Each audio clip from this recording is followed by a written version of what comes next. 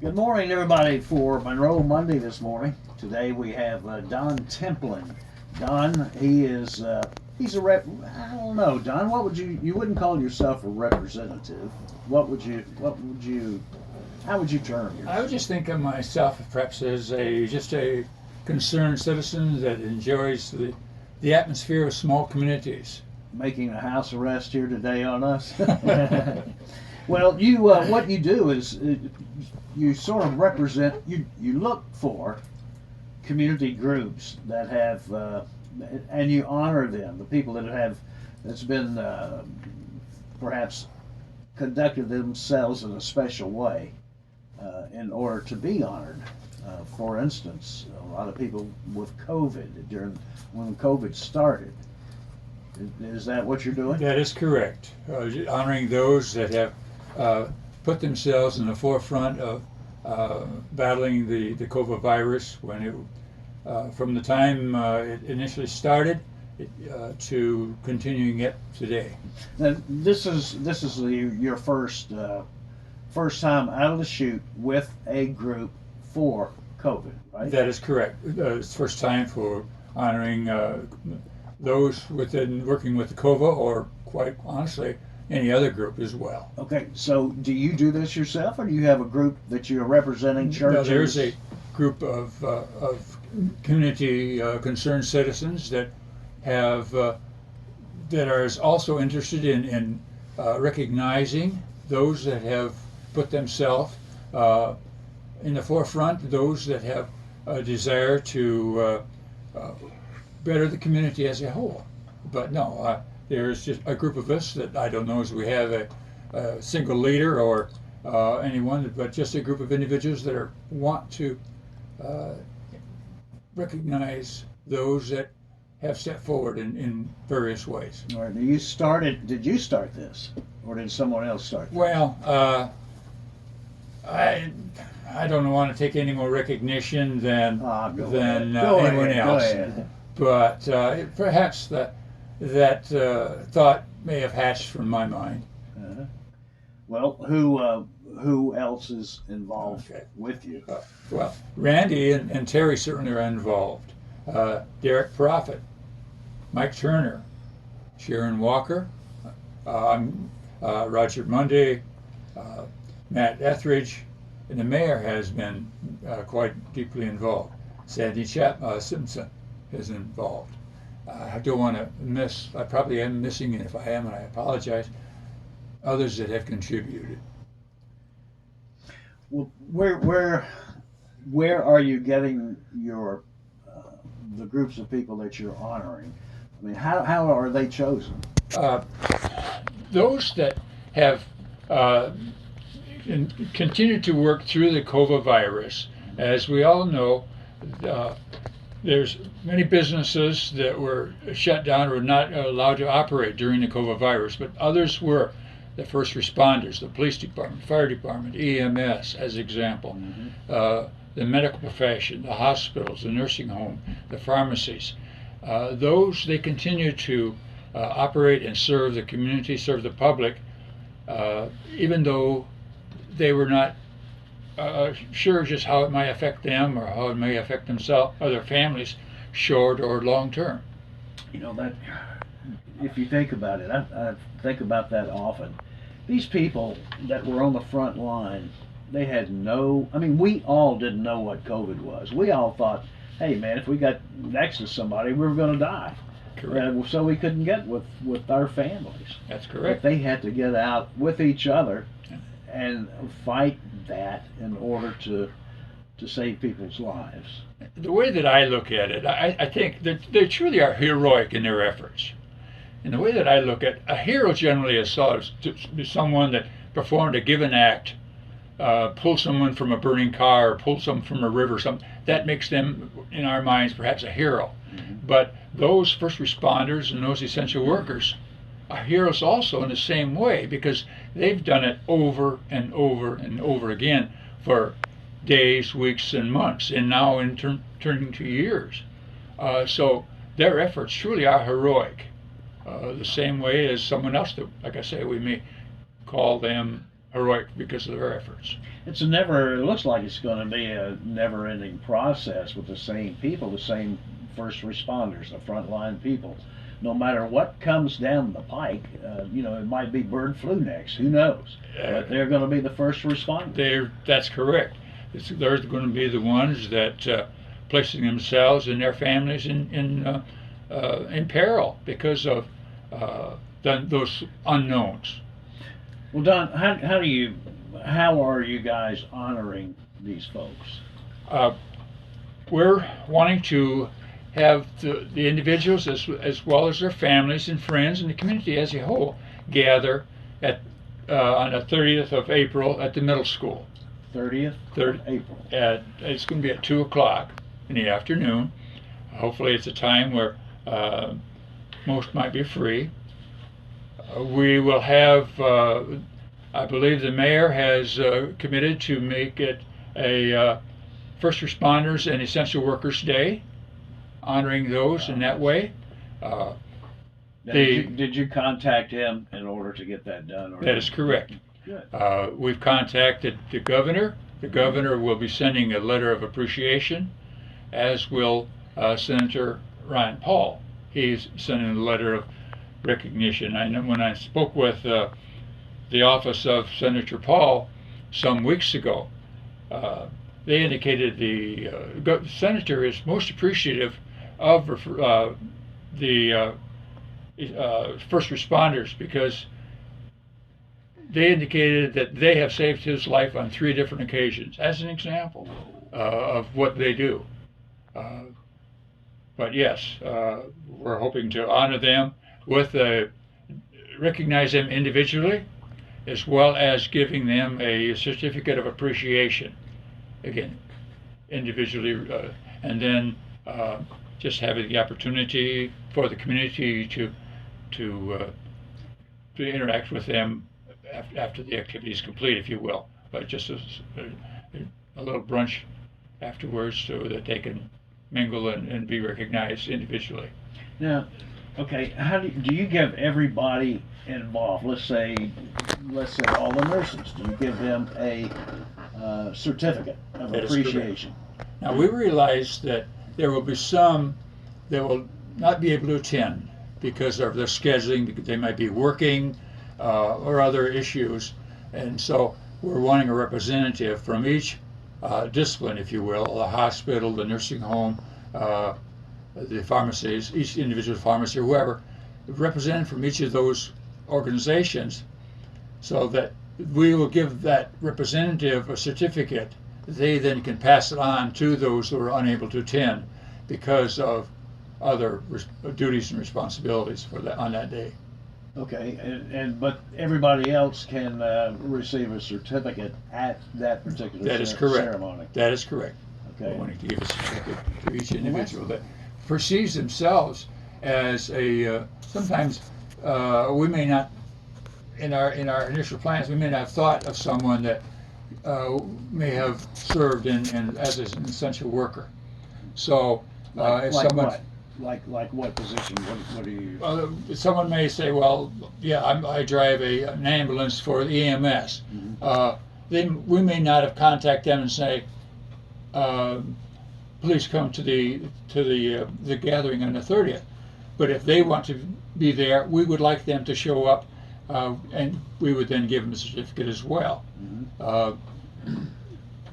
Yes, because again, how is that filtering down? Is it just coming from, for instance, the governor's office, and then filters down from there? Well, no. When I approached the governor's office about it, they just inquired what we were doing. It's much the same with the senator's office, if you will, and they indicated that they appreciated the efforts that the community is doing to honor the first responders and essential workers, but no, it grew out of local concern, not a statewide concern, and so it's local citizens honoring other local citizens.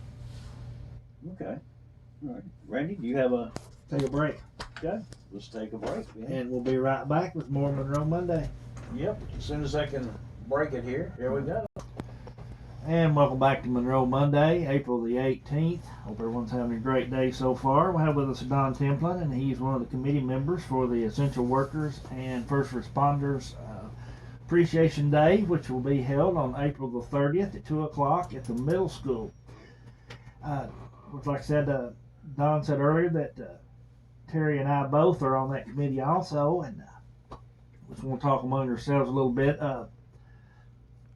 We have been sending out letters to different entities and that we feel like need to be honored, and we need those lists back as soon as possible.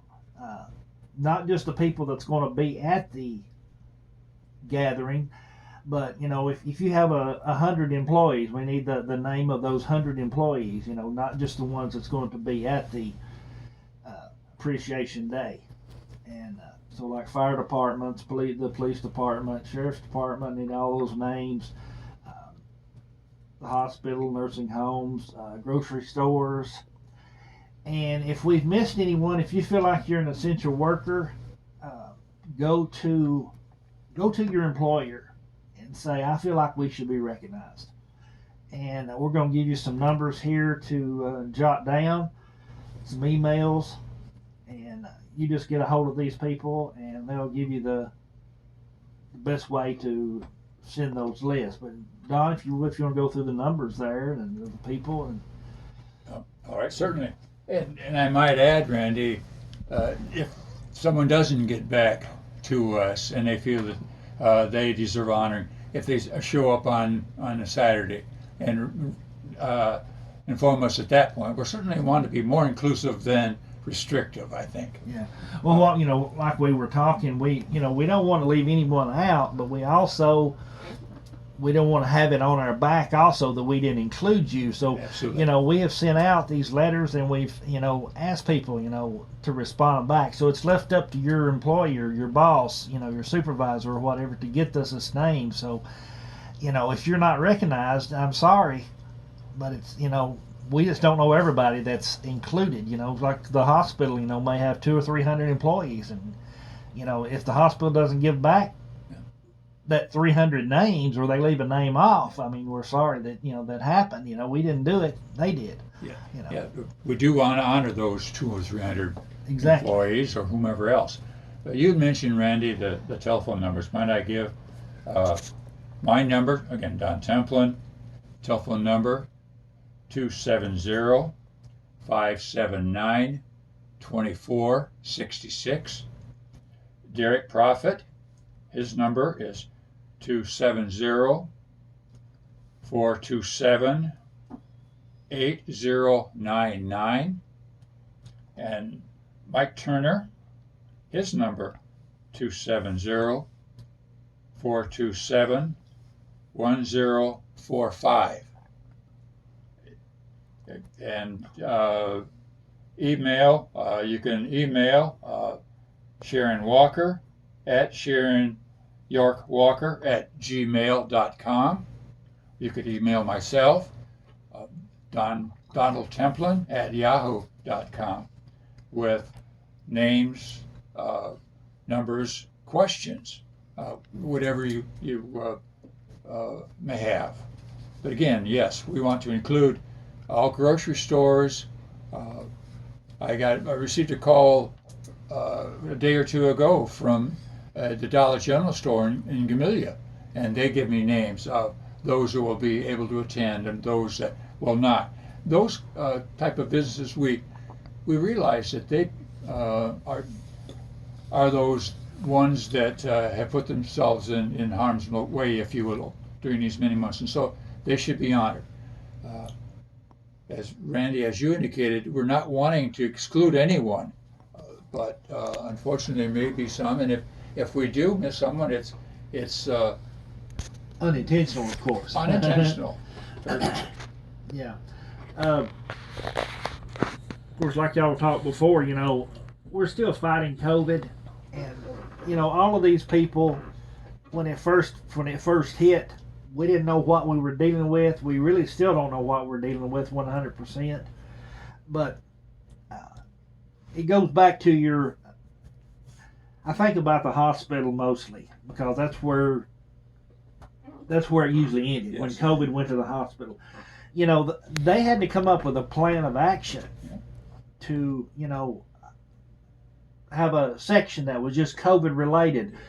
How do we go to those patients? What do we wear? You know, and then of course, then the government stepped in and said, well, you have to wear, you know, certain masks, you have to wear gloves, you have to wear a suit.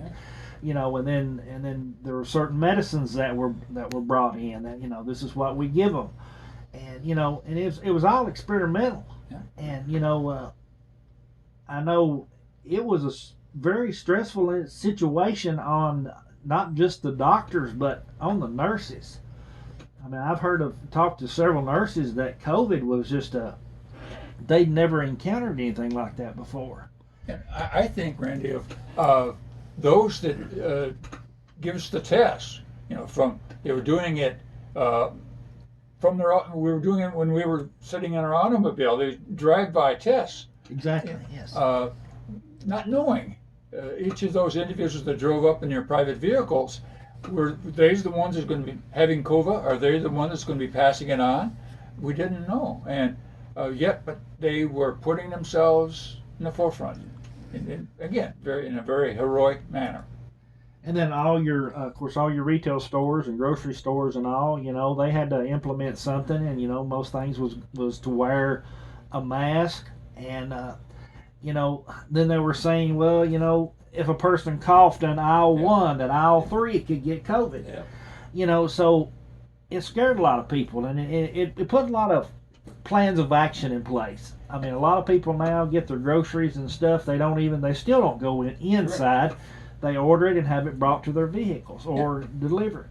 And then the concern that I have that not knowing those essential workers could be taking it home to their families, to their spouse, to their children, and friends and neighbors, and the family members, those others close to the essential workers, truly were putting themselves in danger just by association with their spouse or whomever was that essential worker might have been.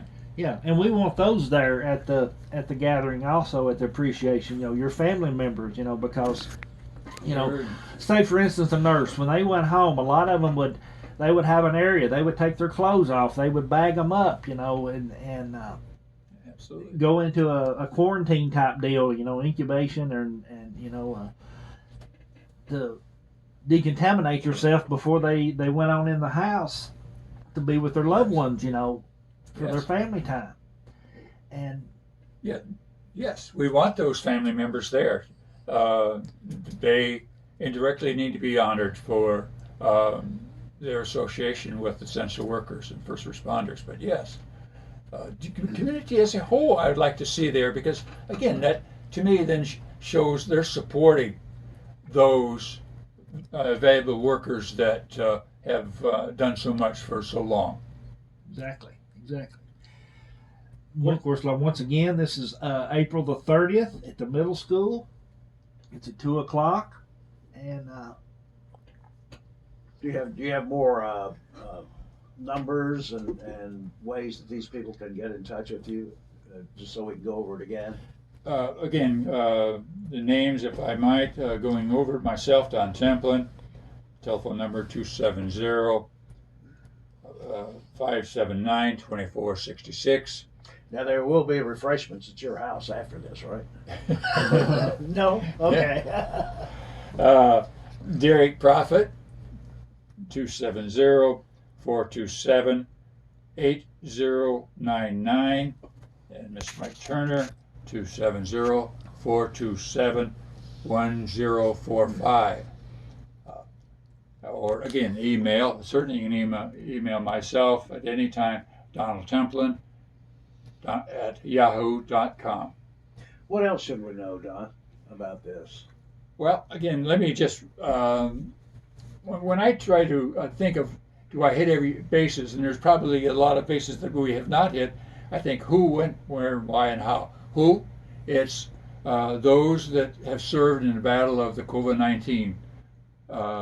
Again, the medical community, the service organizations, the grocery stores, the pharmacies, those. What? Recognize them for their efforts. Where? The Monroe County Middle School. When? 2 o'clock on Saturday, the 30th of April. Why? Because you truly are a hero.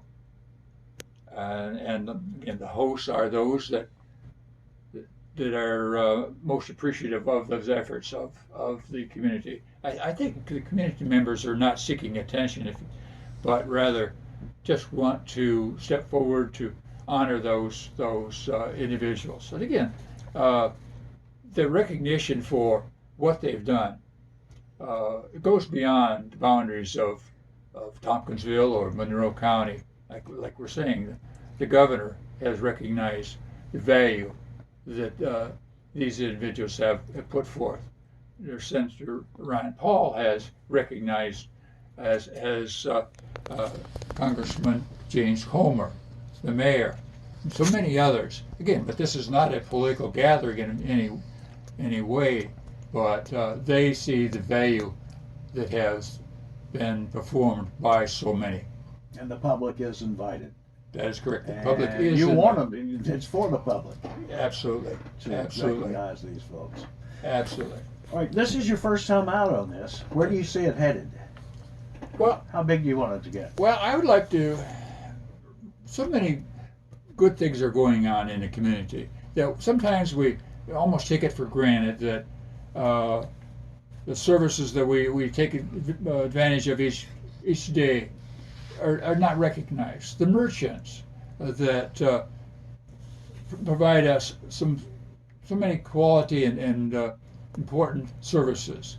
The agriculture industry that provides so many, the food that we eat, if you will. The educators. Each of these, I think, at some point need to be recognized for what they do, the important role that they play in our community.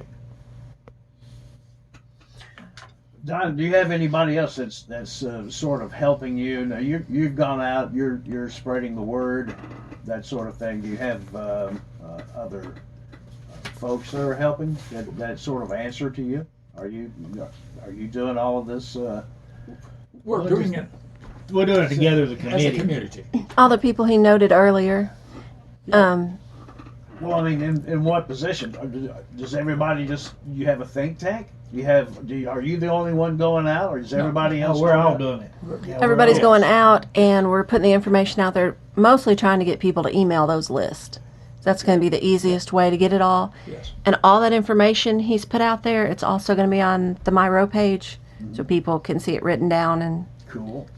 Very Yeah. good. By no means do I want to say I'm the front person on this. By no means. The community is working together and working hopefully very effectively.